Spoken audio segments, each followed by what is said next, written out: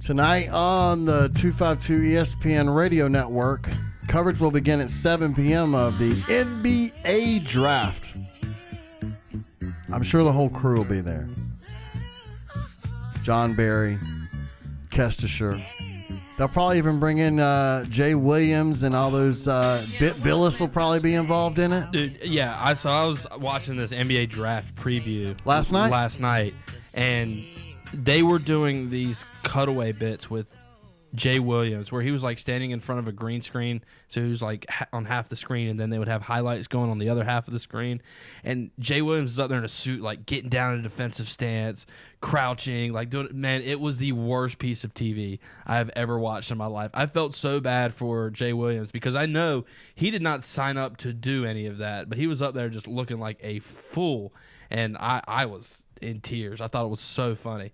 But the whole show was good. But yeah, it's gonna be Woj, it's gonna be Billis, it's gonna be one of those college game days guys. Fowler. Who's the other one? Who's the guy that looks like Fowler? Guy who looks like he does the college hoops game day. Yeah. Fowler does the college football. And they're literally the same exact person. It's two white guys. They've got like the perfectly sculpted white guy haircut, the chiseled chin. They wear the same suit every single week. I can't remember his name. It's one of the few times that they kind of combine the college folks with the pro folks. Yes. Because you're getting a little bit of that NBA insider stuff. I mean, I'm sure there's on the TV side, Stephen A., right? He's going to be involved in this sometime. I hope so. Right? Reese Davis. Reese Davis is the guy. Reese Davis and Chris Fowler are the same exact person.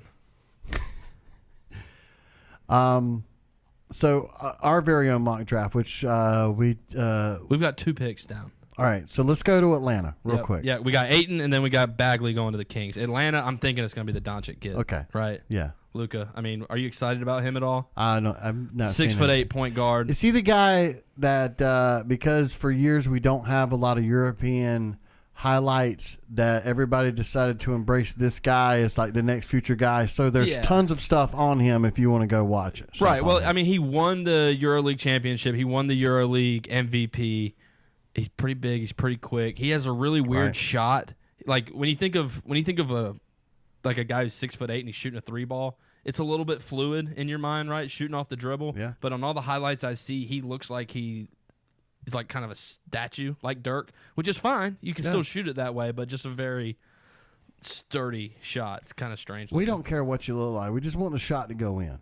Exactly. Like, I'm fine with that. All right, so the number 4 pick will belong to the Memphis Grizzlies. Now, I'm torn here because I think the Grizzlies are going to want to go big. They need to start thinking about life after Marc Gasol. So the 2 guys I'm throwing into the hat here, and I really don't want them to go Mo Bamba because I want Mo Bamba to join Dennis Smith in Dallas, who has the number 5 pick. But the other guy is Jaren Jackson out of Michigan State, 6'10", long. I keep making the comparison from him to Jaylen Brown, and it's a strange comparison because they don't play the same position. But Jaren Jackson has the same physicality and same just ranginess. He's long. He can shoot. Average about 10 points a game, though. Not a big score, and I don't think I don't think the upside's there, but I think he's got a super high floor. And so I'm torn between Jackson and Bamba. I'm afraid I'm going to have to say Mo Bamba's going to go number 4 to the Grizzlies myself.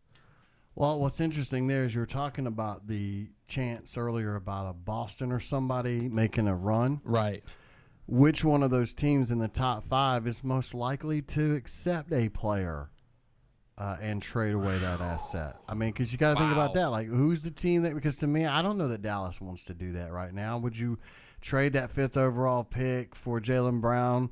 I think it's Memphis because, the thing with Memphis has been talking about packaging this pick with Chandler Parsons is something Memphis has actively been trying to potentially move out of this pick. So if you see a team inside the top 5 or really inside the top 10 make a move out, it's going to be Memphis because they have been putting it out there that they want to pair up Chandler Parsons, the number 4 pick, and hopefully get a boatload of assets because unlike a lot of these other teams, number one, the Grizzlies don't have a cast of young stars that they're already building around, nor do they have any stockpiled assets. So they are at the ground floor of this rebuild, and so they're saying we would rather sacrifice this pick here because I think they're kind of torn too. I don't think they necessarily look at any of these guys and see them as game changers for their franchise right now. They're so much more than a Jaren Jackson or a Mo Bamba away. So I think if anybody moves out, it's Memphis.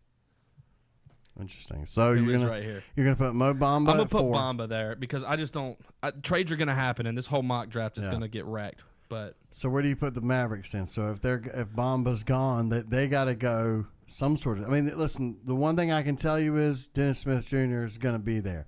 I think Harrison Barnes, right? They're not going to give up on that quite yet. Plus, how you going to trade that money, right? Because he's getting paid an awful lot of money. We talk about max contracts. Nobody brings up the Nick Batums or Harrison Barnes of the world that are making like max contract kind of money. But again, interesting there. So where do you see the Mavericks? I am going to. I really want to say. I think they're going to go big. I think they need to start thinking about replacing Dirk. It's life after Dirk time. I don't know if Jaren Jackson's that guy though. So I need your help because the guy I really love in this draft who's going to drop and drop and drop, I'm afraid, but somebody might take a chance on him high. It's Michael Porter Jr. out of Missouri, who was compared to Kevin Durant. He says he's a mix of Giannis and KD. He has the highest expectations for himself. So I'm going to let you be my tiebreaker here. Jaren Jackson out of Michigan State, or do they spin the wheel and go for the potential upside of Michael Porter Jr.? I'm going to say that Cuban, who's a businessman, is going to go with Jackson. Safer pick a little bit. Safer pick.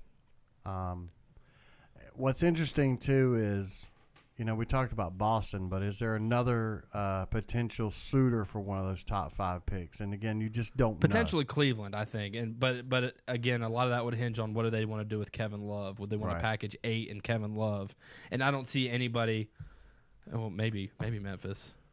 But, yeah, I think Boston – nobody has the assets that Boston has. Yeah. That's the problem there.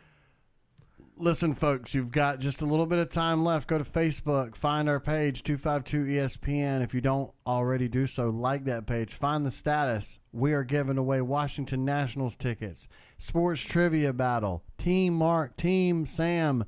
That's coming up, but that'll be after headlines, which is next.